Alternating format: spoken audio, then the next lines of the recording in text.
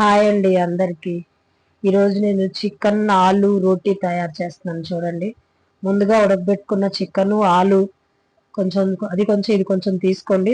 దాంట్లో ఉల్లిపాయలు, కొంచెం పచ్చిమిరపకాయలు, ఉప్పు, కారం, పసుపు, కొంచెం గరం మసాలా, లెమన్ వేసుకొని బాగా కలుపుకొని ఇలా లుండల్లా తయారు చేసుకోనండి పెట్టుకోండి. చాలా టేస్ట్గా ఉంటాయి చూడండి.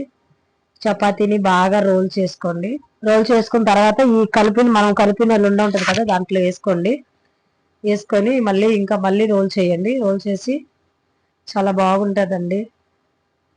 మా పిల్లలు గులాబ్ జామ్ చేయమంటే నేను ఇది చేస్తున్నాను, ఎందుకంటే గులాబ్ జామ్ది లేదు మా దగ్గర ప్యాకెట్.